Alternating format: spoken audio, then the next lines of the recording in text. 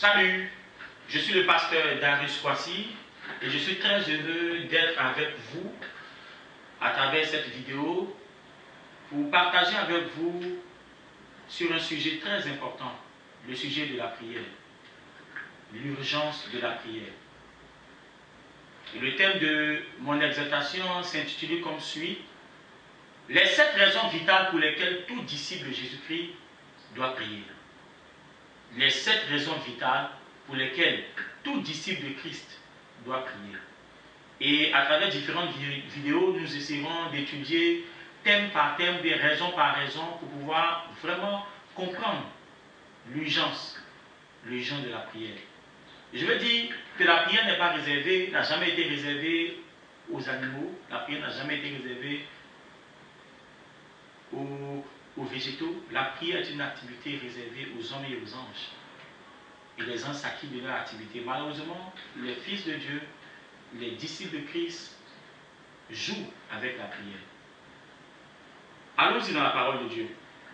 Dans 2 Corinthiens, le chapitre 1, à partir du verset 19, la Bible dit ceci: car le Fils de Dieu, Jésus-Christ, qui a été prêché par nous, au milieu de vous, par moi et par Sylvain et par Timothée, n'a pas été oui et non, mais c'est oui qui a été en lui. Car pour ce qui concerne toutes les promesses de Dieu, c'est en lui qu'est le oui.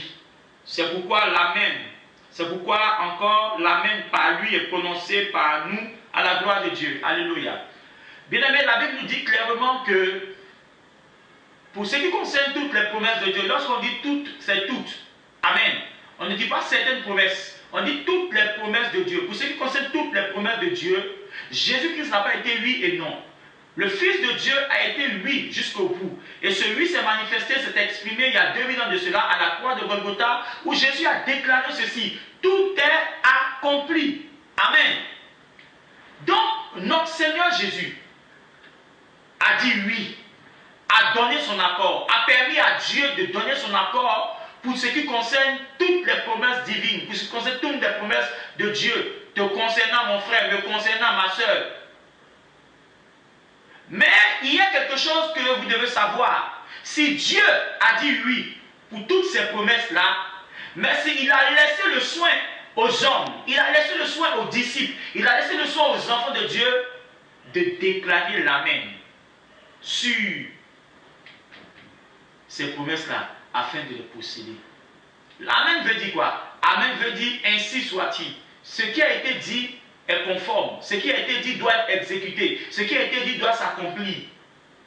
Oui, mon frère, Dieu a dit oui pour ton élévation. Dieu a dit oui pour ton salut. Dieu a dit oui pour ta restauration. Mais ce n'est pas à lui d'imposer. Ce n'est pas à lui de déclarer l'amen sur tout ce qu'il t'a promis, sur tout ce qu'il t'a réservé comme faveur et bénédiction. C'est ta responsabilité. Et la prière est le moyen par lequel la prière est le moyen que Dieu te donne pour pouvoir apposer, pour pouvoir certifier le oui de Dieu concernant ses promesses. Je pourrais donner cette image. C'est comme si Dieu mettait entre nos mains tout le dossier des promesses de Dieu. Un dossier en béton qui annule tous les décrets démoniaques, tous les décrets ancestraux, et qui te permet de pouvoir rentrer dans le cortège de victoire de Christ. Mais à condition que toi-même, tu puisses apposer le tampon, amen, sur chacune de ces promesses. Sur chacune de ces promesses. Tant que le tampon n'est pas posé, tant qu'on ne voit pas le tampon sur ce dossier, on ne peut pas te donner ce qui te revient. On ne peut pas te donner ce que de droit. Ce que tu mérites. Il faut absolument voir le tampon amen.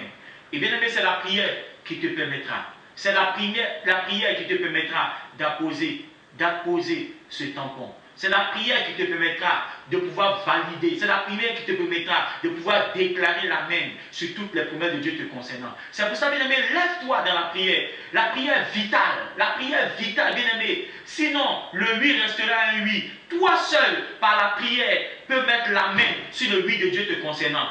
Je le dis parce que, bien aimé, sache à quelle heure tu es. Ce n'est pas le moment de dormir. Ce n'est pas le moment de dormir. Comme le dit le livre de le chapitre 13, à partir du verset 14. Cela importe d'autant plus que vous savez quel temps nous sommes. C'est l'heure de vous réveiller enfin du sommeil. C'est l'heure de te réveiller enfin du sommeil.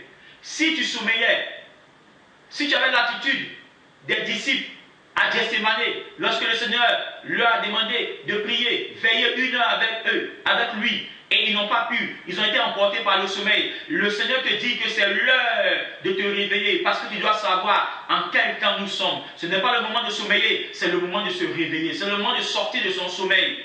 Car le Seigneur nous dit ceci: car maintenant le salut est plus près de vous que lorsque vous avez cru.